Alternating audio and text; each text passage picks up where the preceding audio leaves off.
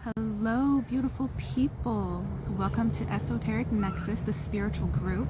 This is our first live for the month of October, and as you can tell, things are looking a little different.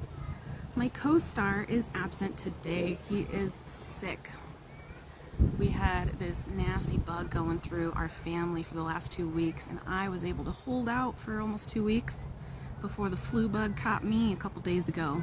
But thankfully it passed, and sounds like something similar is going on with him.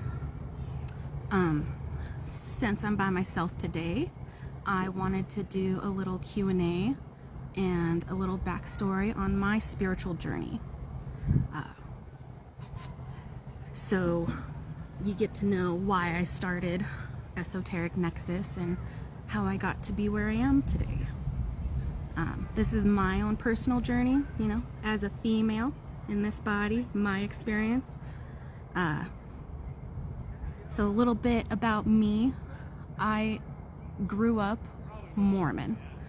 My mom's side of the family was Mormon. My dad's side of the family was Mormon, close to us. Our extended family was Mormon. So since birth, I grew up in a Mormon household.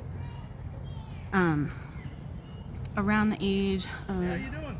Hello. Would you like a sandwich from Montana Melt? That we food bought a truck? bunch. Yeah, that food A truck Montana that was here. melt sandwich? Yeah. Sure.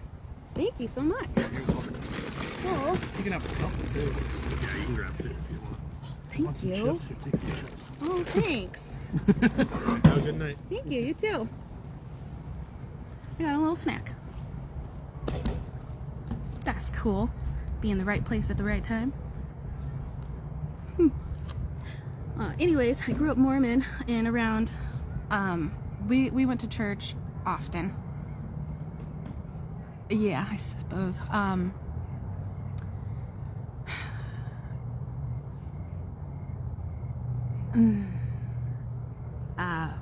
If you don't know much about the Mormon Church, my experience with the Mormon Church, you know, you go to church on Sunday. When you walk in on Sunday, I can't remember what it's called, but the like general meeting is in the middle of the church, and the pastor speaks. You can share your testimony.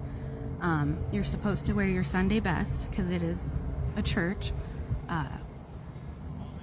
It's pretty common for all the women to wear dresses to church.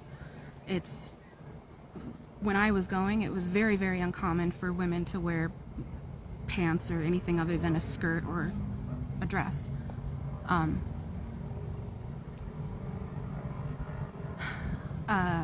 They pass out sacrament. The young boys pass out sacrament. You've got the I can't remember words today, but you've got the bishop and the elders. That's what it is. The elders are on the big pew in the back. Kind of almost looks like a court when you walk in. And you all sit in the pews, and it's, from what I remember, it was about an hour and a half, 2 hours long. And there's a lesson that's taught. And then after that, you split up into the older women go to Relief Society, the men go to, I don't remember what the men's was called, but the older men went to that, and then you got the young men's, you've got young women's, and then you've got primary class.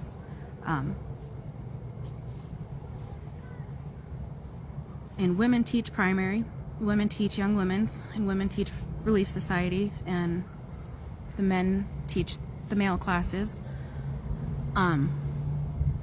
When I was around 11 or 13, we had a family emergency, and my mom had to leave for a month. And she contacted the church and let the church know what was going on, and asked them to check in on her family.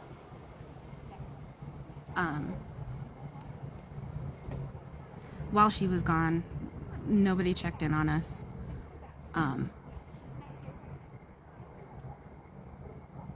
Yeah, nobody sent dinners or anything, because that was a pretty big common thing. You know, you have your missionaries that walk around,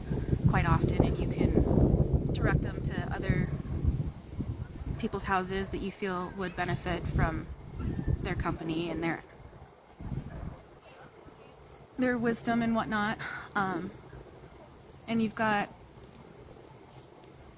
a contact list. Everybody has the contact list for the different families that are in the church.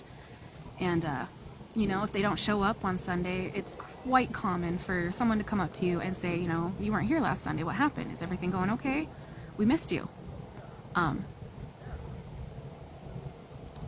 So that put a damper in the relationship for my parents with the church. And it, you know, at the age of 11 or 13, I could see what was going on. And I had a hard time in church. I didn't feel like I belonged. I didn't feel like my Sunday best was appropriate. I felt like the questions, you know, where were you last Sunday? How come you don't know this? How come you haven't memorized these scriptures? I really didn't feel like I belonged.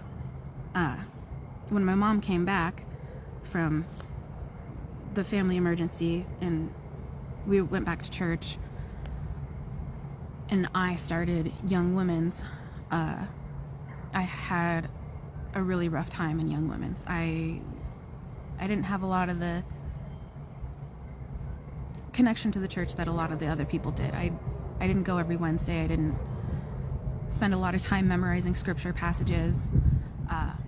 So when it came to the questions in class and interacting with other people, I felt very much less than.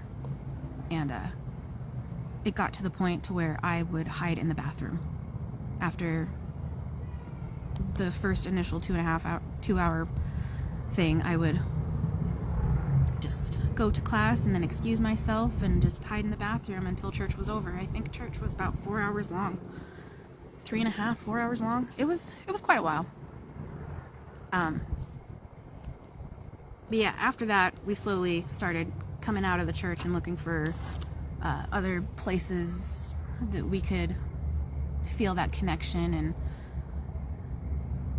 have that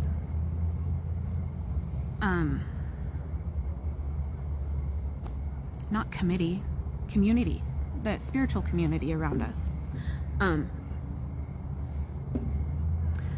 Around teenage years, I was getting really into the witchy books about vampires and werewolves and stuff. There's this book series by PC Cast called, the first book is called Marked. It's the House of Night series, and in it there was some magic. It was really earth-based magic. It was very natural, and reading the book and just the different connection and the feelings that welled up in me as I was reading the chants and the spells and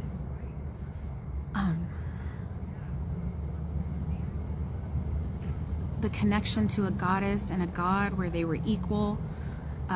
From my experience in the Mormon church, I felt very oppressed as a woman. Repressed. I felt repressed.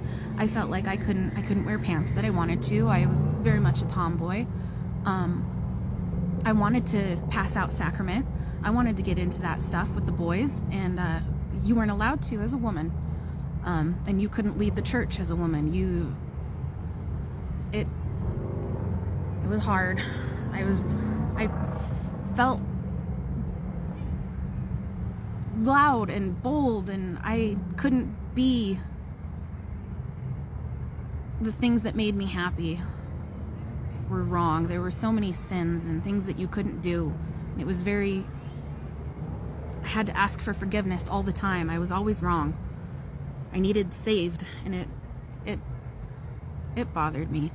So I made my way towards Wicca, and I was looking for that female power, and I found some friends who I felt were my little spiritual community. We talked about the things that we read and the things that we learned, and I don't know, we lifted each other up, and it was beautiful. It was wonderful. It brought me into this new way of thinking, this new way of being, and accepting myself for who I am. yeah. I miss those girls. I got married when I was 18, and I was married for almost 5 years. He was a Christian, and I didn't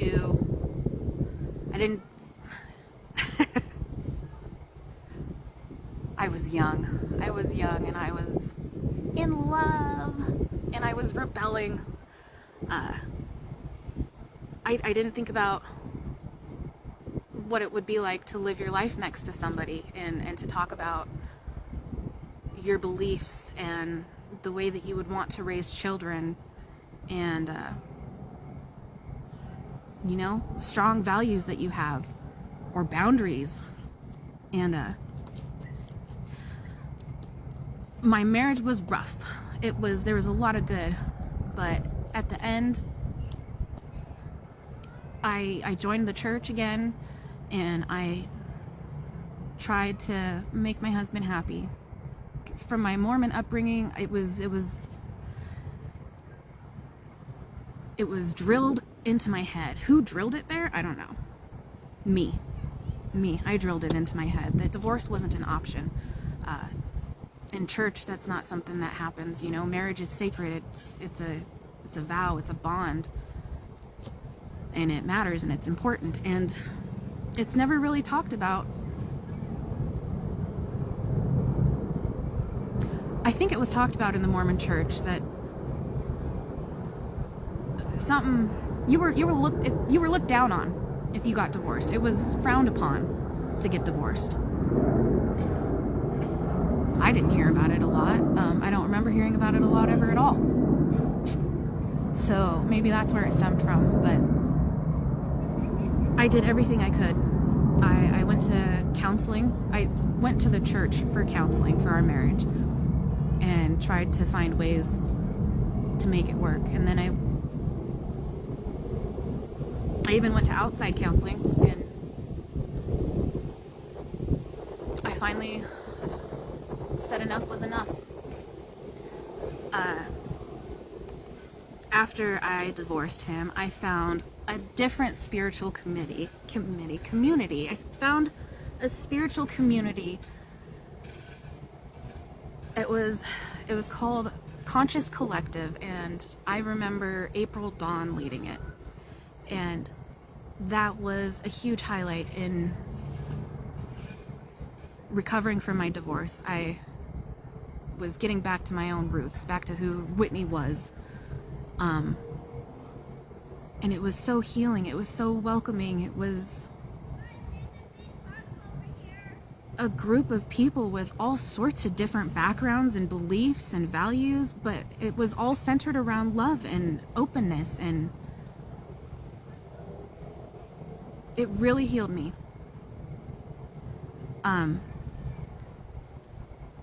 I was in that group for about 3 years before I met my current husband again, because I knew him before. And I remarried. Right after I got married, I had a little breakdown. It wasn't little. I think it was a huge turning point. And I can't. There's different perspectives to look at it. Maybe I felt safe enough and accepted, and the fact that I got married was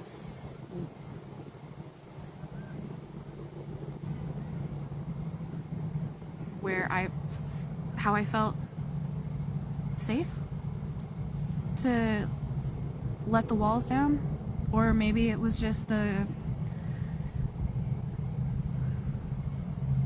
everything that I had gone through, I felt like I went through alone. And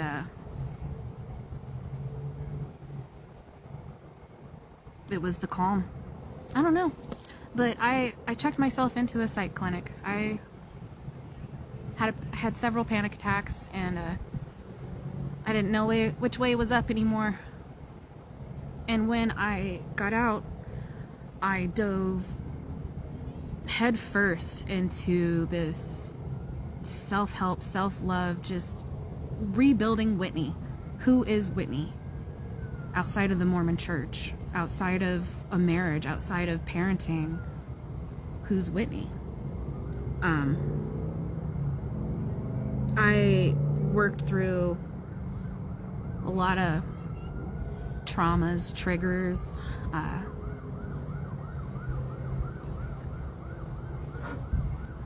working on balancing my personal life. I stopped working, and I really wanted to be happy with myself, because I felt like I kept scheduling things throughout the week, and then I didn't have any time for me because I didn't want to be alone. I didn't want to be alone with my own thoughts. I didn't want to be stuck with this. Like, I didn't know that. I didn't like it. I didn't want to admit or acknowledge any of it. So I just helped other people and did other things. And I spent close, I don't know, like a year not working and learning to love myself, learning to love my own body, learning to put up boundaries. Oh my goodness, boundaries was a huge game changer for me. And telling people no. I really didn't want to let people down. I felt like people needed me. When they asked for my help, when they asked me to do something, it's because they needed me. And if I didn't, then I was letting them down. They would think less of me, or I was a bad friend for not showing up to birthday parties or whatever. If I could walk and talk, I could figure out how to make time for other people. And I learned to stop doing that. I learned to fill up my cup and let it overflow into other people's. It took a long time. I mean, how long's it been? Gosh, 3 years? 3 years of working on myself, and I feel a lot happier than I did before. I definitely feel happier in my own skin. But yeah, it gave me time to explore who I am. And my husband was delving into his own roots, and I was looking for other spiritual communities for me and him. And I was looking into Norse paganism groups.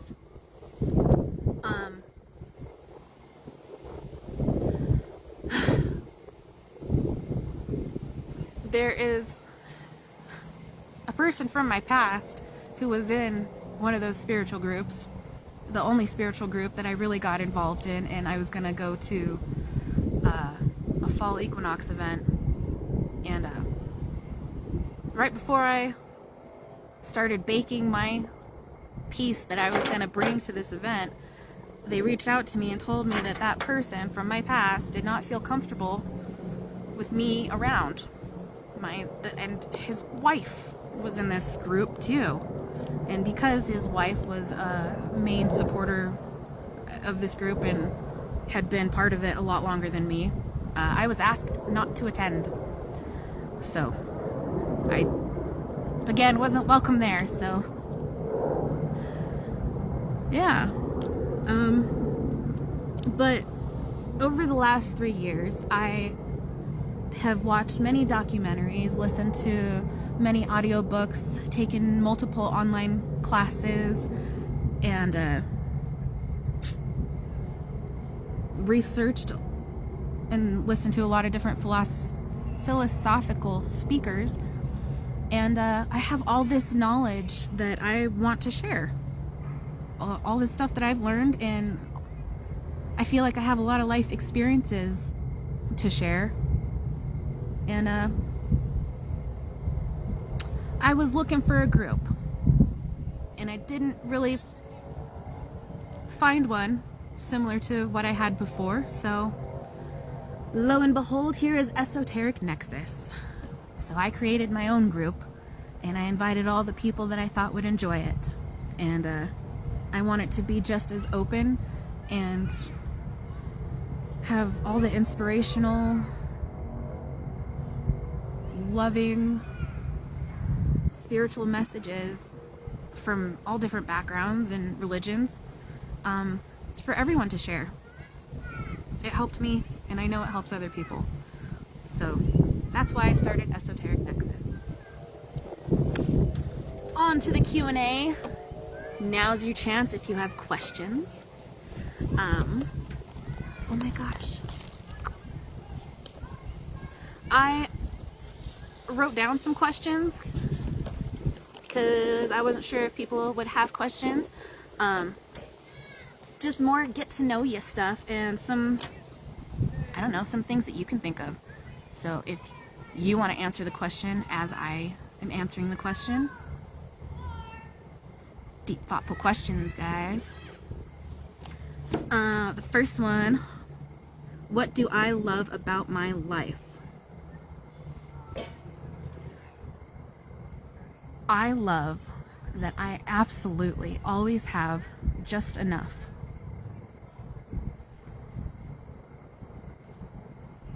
I have family around me. I have magnificent friends who bend over backwards. I feel like my spiritual journey, you know, after my divorce and getting with my husband, my current husband, I learned a lot about setting boundaries and saying no and filtering friends, because I want to go upwards, so I want people who are looking to go upwards with me, or at least in a similar direction. So I have amazing friends around me. I always have enough. I always have enough food. I always have just enough money for everything I need. Like, my husband likes to tell this story about how he came home one day and out of the blue just wanted to go camping. And we didn't know if we had a tent, but we looked around the house and would you know? Look at that, there's a tent. You always have what we need. What we need. We might not have everything we want, but we always have just enough of what we need. What do I feel like my life is missing, and how can I get more of what I need? What is my life missing? I can't really think of what my life is missing, but I really feel the need to declutter my house. Fall's coming, and I'm gonna be stuck in that house. So I need to figure out how to balance work, self-care, and home demands. It's gonna happen. We're gonna do this. Where do I want to be in 5 years? In 5 years, I want to be in our own home that we bought, planning a vacation out of the country. That's doable. We're on our way.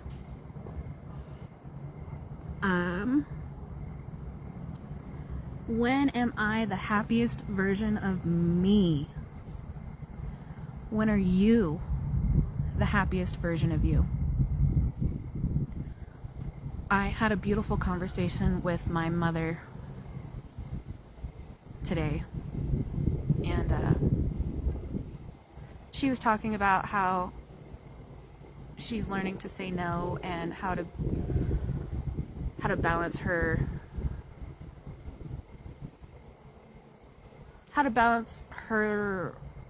work and personal life, and how to say no. Yeah. Anyways, one of the things that I like to tell people, if I feel like they are sad because I said no, that I can't be somewhere or show up to an event, is you want me there when I want to be there. You don't want me there when I don't want to be there. If I have the time and the energy, I will be there. You get the best version of me. I have the time, the energy, I have the mental capacity, I'm excited to be there, and I have the time. And you have to be honest with yourself. Do I have the time, or do I have to squish and make time for this? Am I giving from a full cup? The best version of myself is when I'm honest with me and I'm honest with you. Even if it's uncomfortable for the first couple minutes because I had to say no, in the end, I feel so much better. I don't feel like I'm obligated to be anywhere. I'm not stretching myself thin. That's when I'm the happiest. It really is. I have absolutely enjoyed learning how to say no, and it's really uncomfortable, but the growth is obvious. I'm a lot happier, and my life is a lot more balanced. What do I love doing? Oh, I really had to think about this one, because I like doing a lot of things, but my passion, my absolute passion in life is being that person that I wish I had for other people. You know, while you're going through a breakup, I wish I had somebody who would have told me these things, or who would have just come over to just hang out, be in my presence, nothing required, no obligations, just so I didn't feel alone. I love doing that for other people. I love giving. I really, really do. And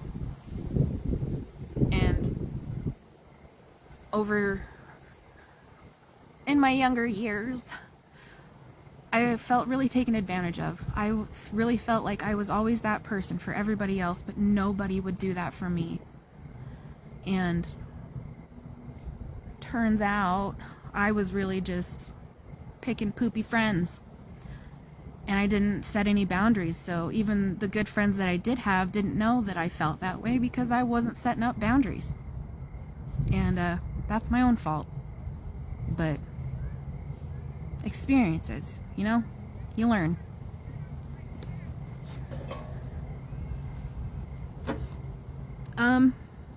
What am I afraid to do? Guys, I'm afraid to travel alone. It's really nerve-wracking.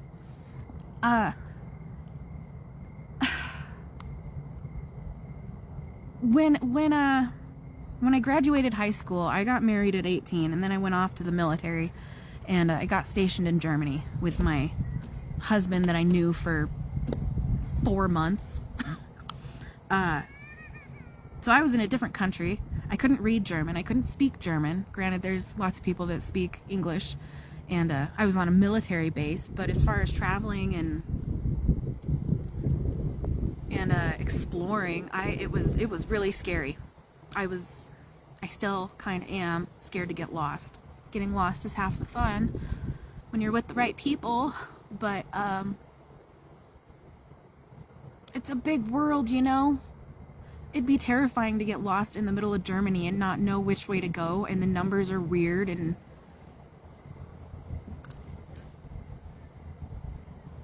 yeah, without a GPS, which I didn't have,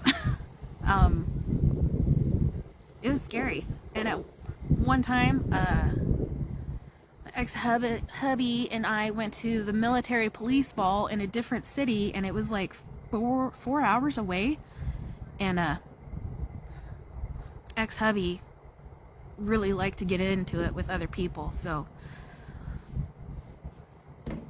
in the end, I didn't get to go to the military police ball because we got kicked out of the military police ball before it started. Because he wasn't wearing the right clothing and he wanted to lip off to my captain, and yeah, so we went back to the base, and I got to the military police ball by following my squad leader I didn't have a GPS, so I was just trying to find my way back because I was the only one that had a license to drive in Germany. And I got lost. It was so scary. It was dark. I couldn't... It was scary, guys. It's scary. It's scary. Getting lost is scary. That's what I'm afraid of. Traveling alone, because what if my car breaks down? I only know so much. Do I have cell service? What if I don't have cell service? What if I don't have enough gas to get all the way to the other place that I need to go or something? I just don't want to be alone when it comes to traveling far distances. I am really lucky that I don't have to. Can I improve any of my daily habits? Yes, I absolutely can. Once upon a time, I started a morning and an evening routine, and I held on to them for a while, but I have let go of them. I don't really have a morning routine anymore. I don't even think I have an evening routine very much anymore. But now that school's going again, and my oldest is in online school, he's building a routine, and I could build a routine around the kids' school. I have these opportunities. I can do them. I'm going to do it. We'll check in next Wednesday and see if I made a routine or started working on it. Because I would also like to incorporate cleaning. I kind of do. Cleaning is it's a button for me. It's daunting because I need to declutter. And when I look at something, I see the 15 different things that I need, the 15 different steps that go into doing it instead of just starting. I just need to start and see where it goes. But I do always try to pick one thing that I can clean through the day. If I had a routine, a soft routine. Soft routine, because I know myself, and I know if I have too much to the routine, it'll make me not want to do it. So we'll start simple.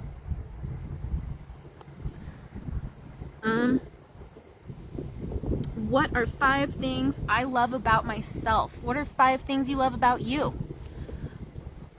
It was hard to think of 5 things I love about myself without trying to describe things I like doing. So I thought back to the whole question of when am I the best version of myself? And what are some things that I've worked on loving about myself? Because my self-love journey was really something. I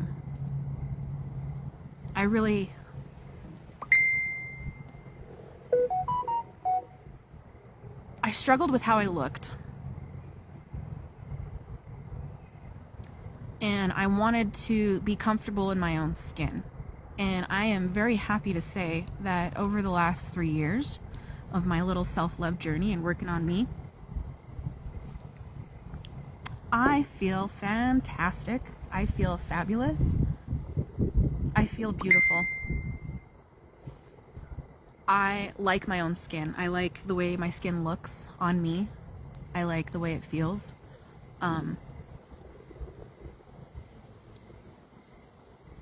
Yeah.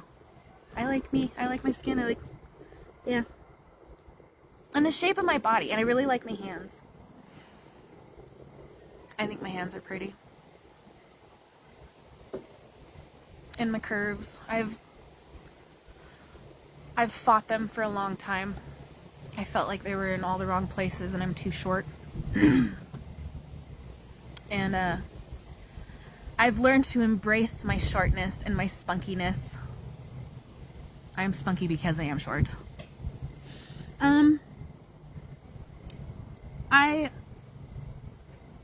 I value the fact that I love to learn. I am a slut for documentaries.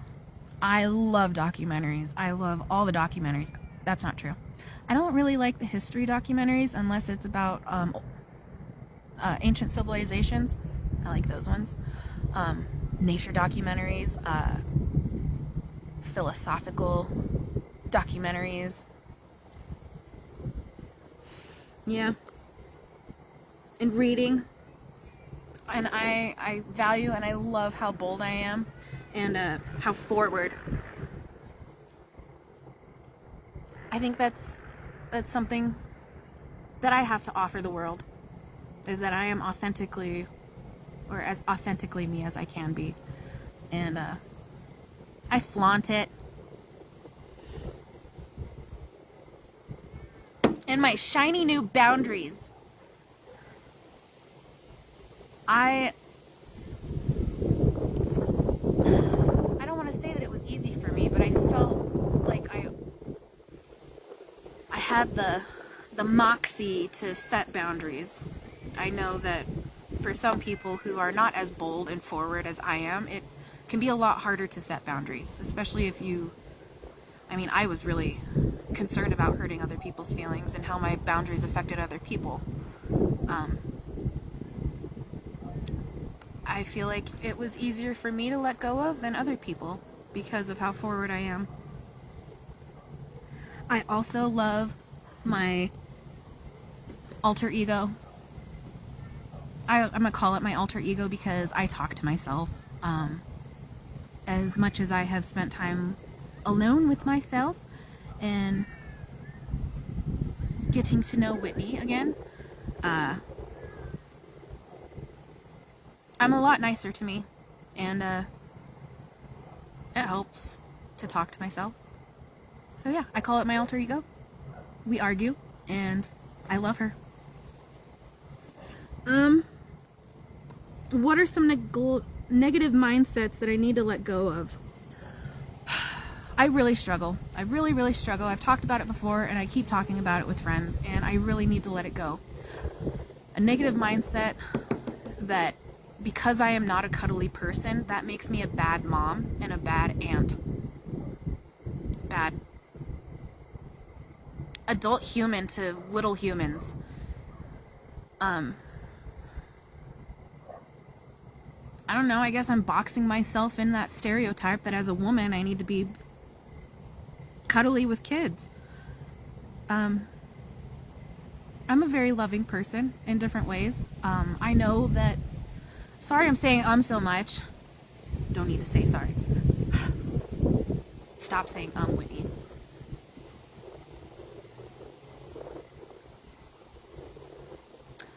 I show love in other ways. I can give a side hug, and I've got loving, kind words and, physical. I'll give a pat on the back or a rub on the back as I'm passing them. I try to do physical touch in other ways, the pats, and if I have it in me, I'll let you sit next to me and lean on me for a little bit. But then I gotta get up and move. And if I'm being completely honest with myself, I know that I show my kids love in lots of different ways other than cuddling, but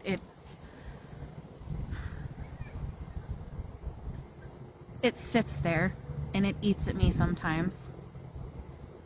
That because I'm not a cuddly person, I'm a bad mom or a bad aunt.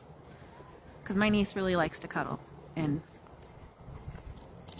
thankfully, my husband is the cuddle person of the house, so all the cuddles go to him. And when he's home, they get all the cuddles. I do what I can. I know some of you guys struggle with this too, so help me out on this. I know I'm not a bad mom and a bad aunt. There it is again. From Umbridge.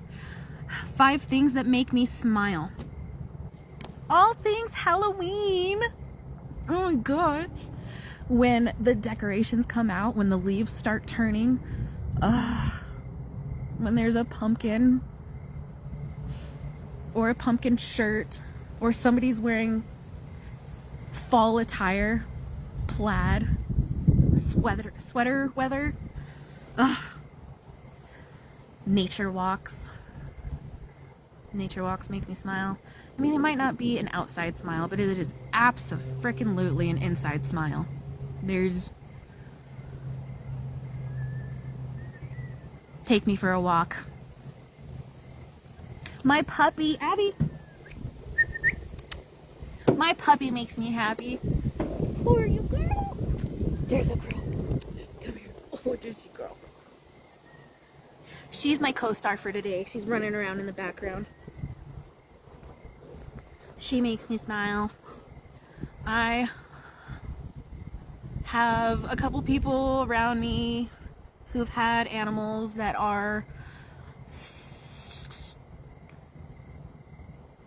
crossing the rainbow bridge, and it weighs on my mind a lot.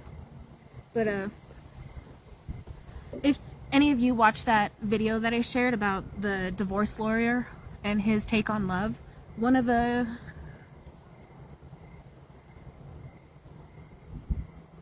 what did he call it? An exercise that he suggested was when you hug somebody, imagine that this is the last time that you are hugging that person, and then they're dead. And then remember that they're alive right now.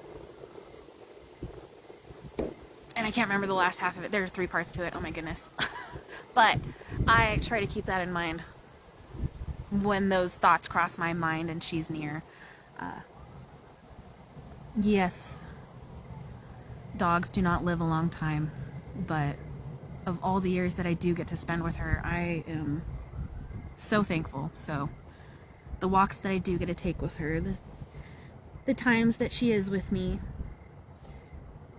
I'll hold those dear. Fancy coffee. It doesn't matter what time of day it is. That always makes me smile. Fancy coffee that I didn't have to make myself, especially frappuccinos. Any time of day. Like this fall, I'm not usually a pumpkin spice latte person, but this fall I was extra giddy and super simple girly. I went and got that pumpkin spice latte the first time I saw it on the menu. Ugh. Just take the smiles where you can get them. And if anyone ever offers to smoke me up, dude, who doesn't smile at that? Unless you don't do that. And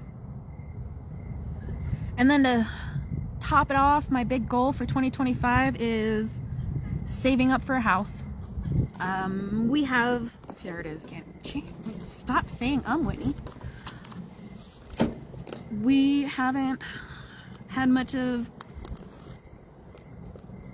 I'm excited. We're actually moving towards getting a house, and it's been a dream, but we're actually taking the steps now and putting it in motion. So saving up for the house is the next step, and it's exciting. It's like real adult life stuff. Yeah. Do you have any questions for me? Otherwise, I think that's all I have for today. Thanks for watching, Summer. Thanks for watching, Steph and Rick and Chance.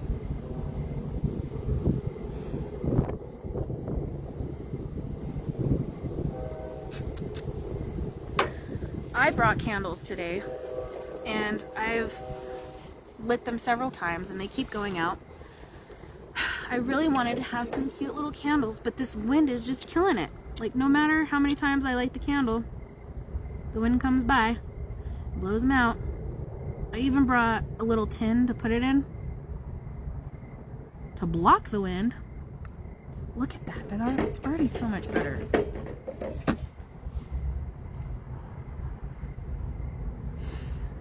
Well, thanks for watching my live, guys. Tune in next Wednesday and see if I started setting a daily routine and see if Braden's feeling better.